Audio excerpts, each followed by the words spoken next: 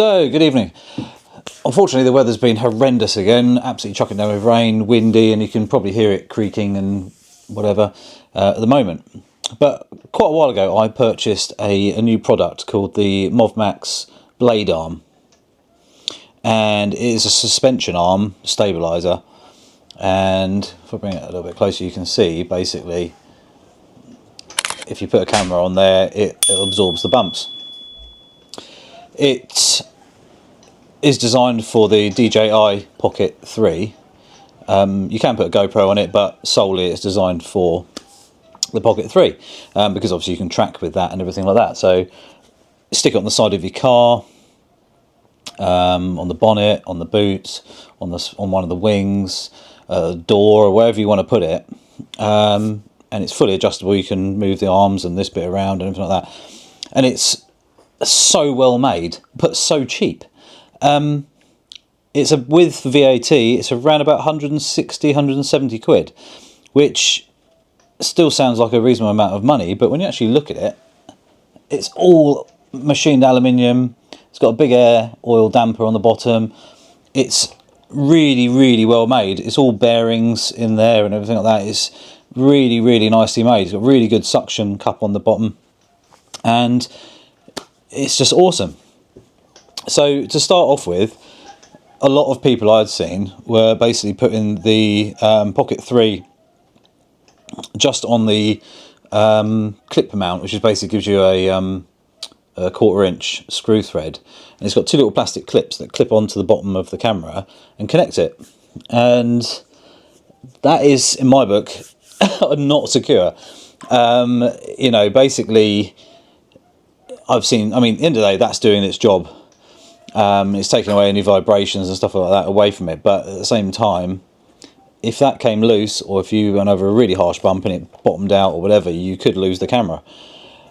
I always tether onto here anyway. So my first purchase when I bought it was the clamp system. I don't know if you can see that. And basically it just clamps, yeah, you put the camera in there and it clamps on. Basically it screws on onto here, if I can do it, and you know, you tighten it up nicely.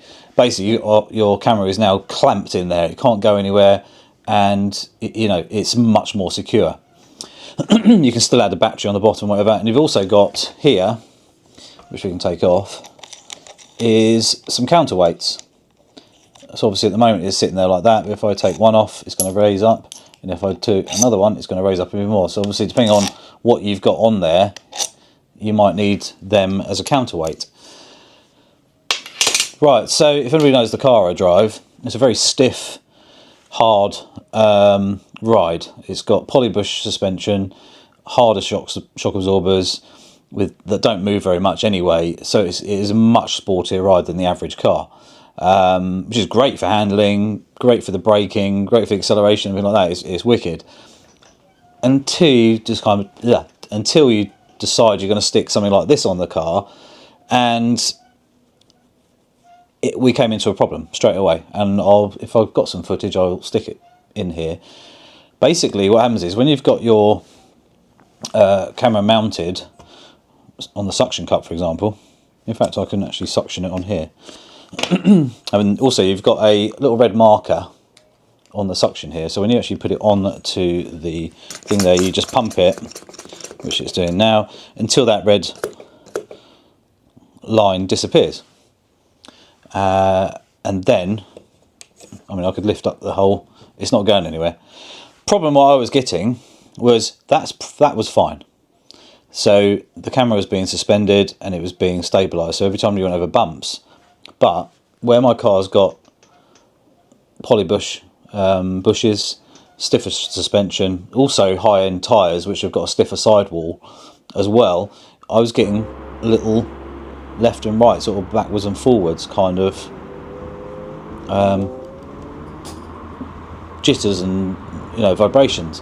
So that became a real problem, and I basically couldn't use this on my car. I could obviously use it on other vehicles, but so what they have actually done is actually obviously know there was an issue in certain situations. They've actually released this thing. And it's a bit of a work of art really when you actually look at it, so I'll unpack it. Comes in a nice little box, and basically this now becomes, I mean, I could use this in the future for, you know, a softer car. Haven't actually tried this yet, so fingers crossed it does work, but this is beautiful. As you actually look at that as a machined piece of alloy, it's so well made, laser cut and everything like that. You've got the same bracket point here for clamping the camera onto it, but now you've got 4 like airbags, and basically it allows it can move around up and down and squidge and take a don't know if you can see that. Oh, I'll go that way. You've got squishiness. You have to take off the counterweights, which isn't really an issue, and then we can screw it on. And we can take that screw off and actually put it from above, so it could actually be upside down. But you can put the so that's on there now. So basically now you got any side movement, you're getting that, and it'll be taken away. I don't know how well. Unfortunately, say the weather's been rubbish, but now we can, obviously, it needs to be level, and I haven't got a camera on there, but basically, there we go. You can adjust the spring rate and everything on the damper if you need to, but I haven't actually needed to yet. I don't really want to touch it if I don't need to. But there we go. So blade arm itself, this is plus VAT, £139 plus VAT. This part here, the original clamp which I purchased as well, is saying 162 quid, but that can't be right. That can't be right. It was about 26 quid or something. They actually do, which I'm quite tempted to buy anyway, you take off the suction cup, and it's called the tube clamp for the blade arm, and basically you swap off the suction mount and actually put a clamp on, so it actually clamps around, you know, it could be a carbon fibre tube or a motorcycle frame, bike frame, stuff like that you could utilise it for. That's 39 quid. So this bit here, the vibration isolator for the blade arm, is 29 quid. I think these are plus VAT. I could be wrong, but anyway, £29 for that I thought was absolutely amazing, the quality of it and everything. The company I purchased from are called cinegearpro, and they are based in London, I think North London. And I'm really tempted to actually go up there and have a look, because it could be quite, I mean, it would be an expensive day out, I'm sure, but the fact that they sell this stuff, I was talking to a guy via email, a gentleman called Jake, so hi Jake, if you're watching this, and basically asked a load of questions. They're really helpful, lots of information about, you know, they've got things on order, so this wasn't even in stock. You know, it took a while to get the blade arm from them, and also this only took less than a week to come. So really quite impressed with how quickly it came by DPD as well. So you know, no rubbish courier. It was literally, it came the next day. Once they had it, they sent it out. So really good. I asked them what that sort of stuff they do, and they do have demo days and things like that. They also have events, and if you go to their website, which I will put a link in the description below, you can actually have a look, and they have all the different brands, products and everything like that, support, and they have an events page. For example, what have we got here?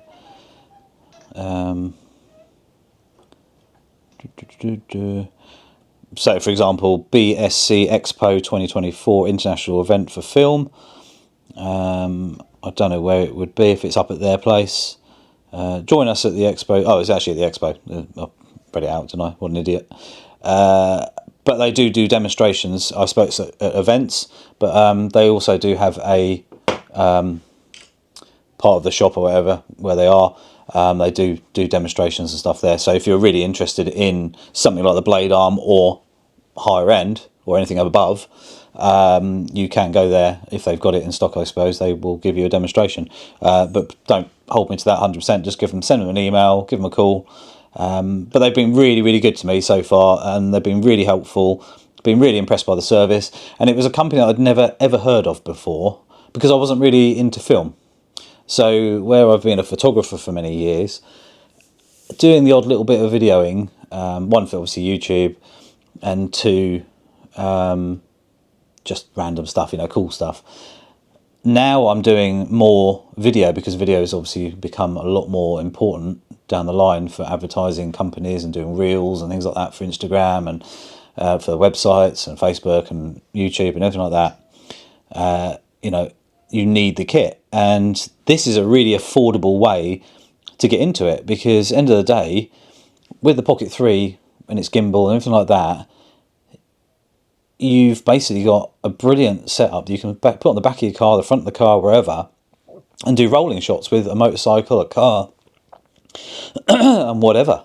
And you've got the tracking system built into the camera, so it will pan and everything as well and stay with the vehicle, which is fantastic. Like I say, this is built like not like a tank, but it is built really nicely. And actually, when you look at it, it is awesome. And I'll do a couple of close-up videos in a bit and show you guys it's sort of at it working. It's actually a little art piece. And when you see some of the MovMax, I think it's MovMax kit, and the prices, obviously it gets very expensive as you get into the real pro stuff. But for someone like myself, who is only small fry at the end of the day, but we still want to be able to give customers some cool stuff, when filming a car for a local garage, for example, I can do this with ease now. Hopefully this will take away the issue of the little micro jitters. And like I say, I'll put some video in there so you can kind of see what it was causing. It was actually knocking the autofocus out, and it just didn't like it. So hopefully that's taken that away. And when I first got a drone back in 2012, I'm going to say, something like that, and it was the DJI Phantom, the first one. The first drone, big old thing.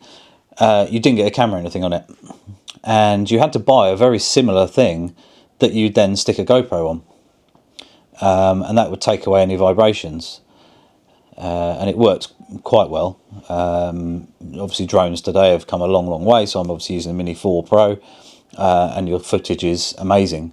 But back then you were flying by eye, unless you had a lot of money to get a transmitter through a camera and everything like that. It cost you a fortune. But now obviously it's much more affordable for everyone to be able to get into drones and stuff like that. And this is where they've obviously seen a gap in the market, and there are some cheap ones out there, and I did buy one from Amazon, and it was because I really wanted something, and I really wanted it now. And it was some of it was metal, some of it was plastic. And where this is really super smooth and straight out of the box, it's amazing. The other thing, which I'll put a link in there as well, so don't buy it, had play left and right on here. It was like duk, duk, duk, duk. It just wasn't very good. And obviously that vibration and everything like that was accentuated through my car because it's much stiffer, so everything's a bit more exaggerated. So that was causing me major problems. I actually sent it back. I tried for a month to try and get it working. I even unbolted the bolts in here where the bearings were, because it did actually have bearings in it, which was quite impressive, to put some tiny 1mm nylon washers to try and get rid of that gap. And it just didn't make any difference really, which is a real shame. So I waited and sent that back, and then actually a week later this thing turned up. So very, very pleased, but hopefully now on my car it will be usable. So like I say, I've got a tether which clips onto here, and then it's clamped to either in the boot via the luggage clip and goes through the boot, or in the engine bay or something like that to stop it. So if it did come ham to go like that and then fall off, which it won't, but you've got to be very careful when the reality is, one, you don't want to lose the camera, and two, obviously if you're filming, you don't want to be hitting people or another vehicle or anything like that, and you obviously don't want to lose the camera. So the best thing about this thing is it's small and light. So the suction cup's good for, I think, £25 or something in weight or suction. So it's it's very usable. Yeah. So if you want anything like this, go and check out cinegearpro, their website, and have a look. I don't know. I think I possibly follow them on Instagram, can't remember. But yeah, anyway, they got loads and loads of kit, and it's a bit like, wow. It's like, I need £30,000 or something like that, because there's some really high-end stuff in there that is obviously big pro stuff, and it would be amazing to be able to afford to buy that sort of kit and you know, utilize it and everything like that. But you know, in the real world, to start out, this is perfect and it's affordable. And like I said, it's brilliantly made, and I was just blown away by it. But if you've got a stiff car, you might need this bit here. But as soon as the weather's better, I will stick it on the car and take it for a little drive. So there will be a second video coming very soon. Hopefully it fixes it. If not, I really don't know what to do. I'm not selling the car, that's for sure. So it may be a case of having to use it on a different vehicle if I'm filming. But best thing about my car is, because it handles so well, you can actually drive faster with faster cars. So a Lamborghini, for example, like that, you can actually get the speed up a bit, and I can easily match it through the bends and things like that. So having a car that really handles allows you to be a little bit more enthusiastic with the actual driving, while they are as well. So because you know, it's there to be done, especially motorbikes as well. So we, you know, tracking motorbikes and things like that, it's, you know, it's very, very usable. So anyway, so yeah, for less than, well, I say around about 200 quid, including that bit there, it's a good bit of kit. And when we spend thousands of pounds on a camera body or a lens, even one battery for your camera is about 50 quid. This seemed a really good value, and like I say, I'll do a little montage of what it looks like close up, and you'll be able to see how good a quality it actually is. It's really, really nicely put together. So anyway, that's it. Me mumbling away. Anyway, go and check out cinegearpro. Really cool website, and it's like a dream world, isn't it? You know, there's some of the stuff you can buy. But yeah, go and have a look. If there's anything you need, get in touch with them. They're very, very helpful. And second video coming very soon. Hopefully it sorts the problem. Otherwise, I really don't know where to go with this. But anyway, yeah, see you soon for another video.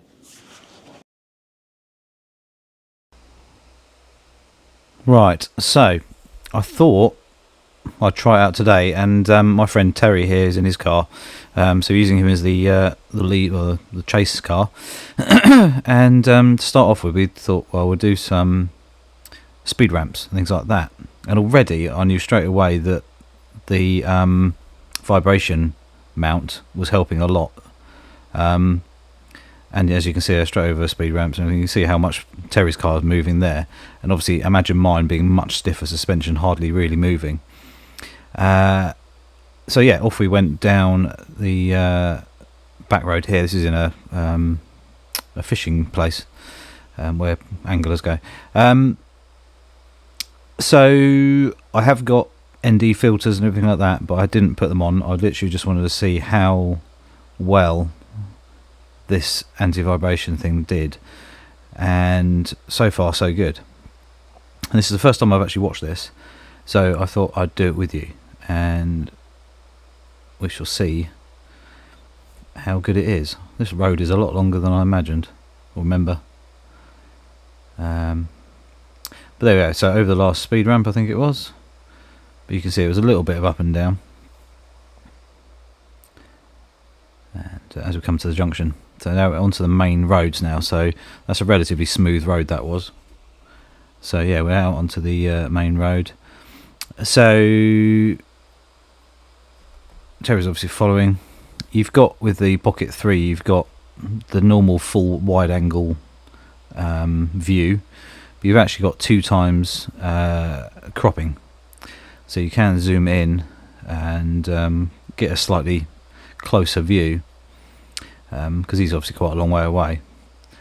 But obviously I've put my finger on the screen, and I've actually put a little box around him to track his car, so the camera should stay on him, and it did pretty well actually. I think I lost him once, and that was only near the end of the thing. And as you see now, this should keep him, as I turn 90 degrees, it stays on him. And then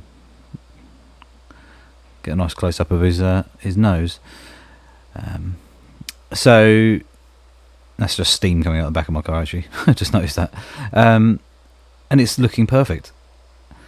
Really, really pleased. And these roads around Sussex aren't great. And I'm dodging potholes left, right and centre all the time. The car is extremely firm. There we go. Now I've zoomed into 2 times. Like I say, the car is extremely firm, so any bump, the smallest bump, even from a cat's eye or even slightly smaller, you feel it through the car. The car will shake or whatever. So the fact that this is removing all of that with basically 4 little air pocket things and an up and down movement, it's quite incredible. And I'm pretty impressed with it. The focusing hasn't jittered at all, so it's removed all of that vibration that was basically happening, and the camera is literally utilising the motors and everything to keep it nice and smooth. So I've jumped down the road a little bit because it's basically boring driving. This road here, as you can see, there's a line in the road there, and I'm wondering if it will actually have any jitters at all. It may do, because this road is quite violent in a couple of spots, so I am wondering if it would actually cause us any issues. But again, there you go, there's a little one there, so it's not 100% perfect, but actually that's the first one I've seen. But still, it's working really well. We've got an S-bend, a couple of double S-bends coming up, but some of the road surface is so bad, as in the way it dips in, and then it's had bad repairs over the years and stuff like that. So, but that's just kind of tiny little shakes. They're not actually knocking the autofocus out, so that's really helpful. It's improved on that hugely. It's just too much for the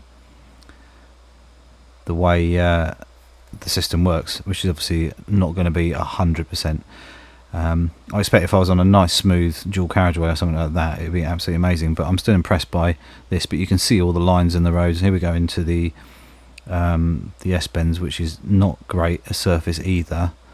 So I'm wondering if we're going to get anything coming around here. A couple of bits there, little jitters, but you can see the lines in the road, and I've just backed out there back to wide angle to see if that made any difference. But actually it's not bad. I am super impressed compared to what it was before, when I shot the Lamborghini. You know, it's a huge thing. So anyway, I just thought I'd show you guys what it was like and how much it's improved it for an extra 30 quid for that extra plate. And yeah, absolutely changes the way I now can video. So watch out for some more videos coming soon. Please click that subscribe button, little notification bell as well, and also go and check out cinegearpro's website. They are really good, and like I said before, it's just an honest review, and hopefully it might help some others out there if you've got a similar situation to me. You know, you're filming using a motorbike or a stiff car. That extra plate and everything makes a huge difference. So anyway, we shall see you soon.